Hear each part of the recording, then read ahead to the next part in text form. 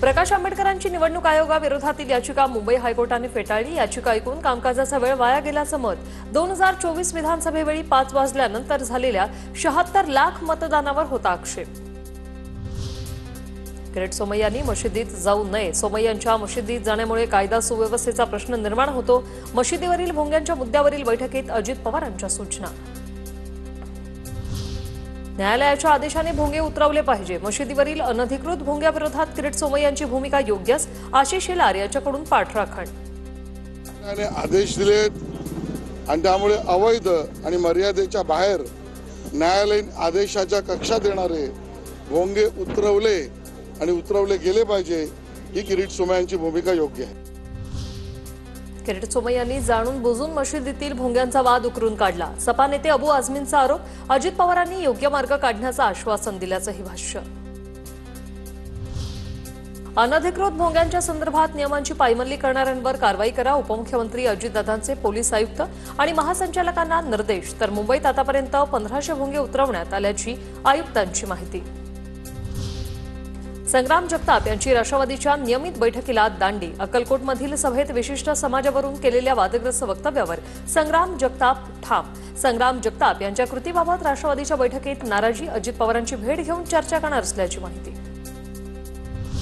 उपमुख्यमंत्री अजित पवारच माळेगाव कारखान्याचे नवे चेअरमॅन। 21 पैकी 12 उमेदवार जिंकून अजितदादांची बाजी।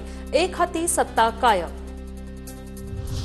आमच्याकडे चेअरमॅन पदाचा चेहरा नव्हता, पैसाही नव्हता, पण काहींनी खूप पैसा वाटल्याचं ऐकलं। आमचे सर्व उमेदवार फाटकेत, त्यांच्या पाठीशी उभं राहणं आमचं काम। माळेगाव कारखाना निवडणुकीतील पराभवानंतर योगेंद्र पवार यांची प्रतिक्रिया। माळेगाव कारखाना निवडणुकीत शरद पवार गटाच्या पॅनलचा दारुण पराभव। बळीराजा सहकार बचाव पॅनलच्या सर्व उमेदवारांचा पराभव झाला असून शरद पवार गटाच्या पॅनलमधील उमेदवारांना 3ऱ्या क्रमांकाची मतं। या उमेदवारांसाठी सुप्रिया सुळे आणि योगेंद्र पवार यांनी घेतल्या होत्या सभा। आता पाहूया राजकीय विश्वात काय सुरू आहे त्या संदर्भातल्या टॉप 9 बातम्या। विधिमंडळाच्या अंदाज समितीच्या राजेशाही थाट। खासदार आमदारांसाठी चांदीच्या थाळीत भोजन, मात्र ताट चांदीचं नसून व्हाईट मेटल आर्टिफिशियल ताट। विधिमंडळ सूत्रांचं स्पष्टीकरण। अंदाज समितीच्या अध्यक्षांवर भ्रष्टाचाराचे आरोप। अध्यक्षांना शांत चौकीन आणि चैनीची चटक लागली। संजय राऊत यांच्या टीकात रोम जळत होता आणि राजा पखवाज वाजवत होता असं म्हटलं जातं। तीच परिस्थिती महाराष्ट्रात दिसते। राजू शेट्टींची राज्य सरकारवर खोचक टीका।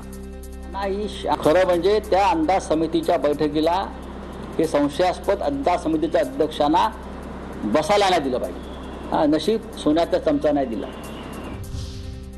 मला जेवायला बोलवलं नव्हतं, मला त्याबद्दल माहिती नाही, मी त्याचा लाभार्थी नाही। चांदीच्या ताटावरील आरोपांवर आशिष शेलारांचं उत्तर। शक्तीपीठ महामार्गाला मंजूर झालेल्या 20,000 कोटींपैकी 10,000 कोटी पालिका निवडणुकांसाठी वापरले जातील। संजय राऊतांचा आरोप। पहिलीपासून हिंदीच्या मुद्द्यावरून दादा भुसे यांना आम्ही सर्वांशी चर्चा करण्याची जबाबदारी दिली। इतर माध्यमातील मुलं पुढे जाऊ नये यासाठी मराठीच्या हिताचाच निर्णय घेऊ। मुख्यमंत्री देवेंद्र फडणवीस यांची ग्वाही।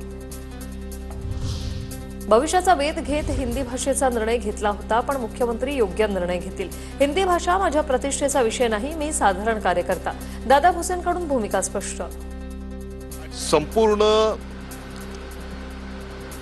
शासन निर्णयामध्ये यापूर्वी अनिवार्य म्हणजे एक प्रकारची सक्ती, तो शब्द 100% त्याच्यातनं काढण्यात आला। हिंदी सक्तीचा विरोध करण्यासाठी मनसेकडून नवी मोहीम। गुगल फॉर्मच्या आधारे मनसे महाराष्ट्रभरातून प्रतिक्रिया मागवणार। पालक, विद्यार्थी, शिक्षक आणि इतर नागरिकांच्या प्रतिक्रिया मागवल्या जाणार। औरंगजेबाचं गुणगान गाणाऱ्या माजी आमदाराची DNA टेस्ट करावी लागेल। माजी आमदार आसिफ शेख यांनी औरंगजेबाची स्तुती केल्यानंतर आमदार संग्राम जगताप यांची टीका।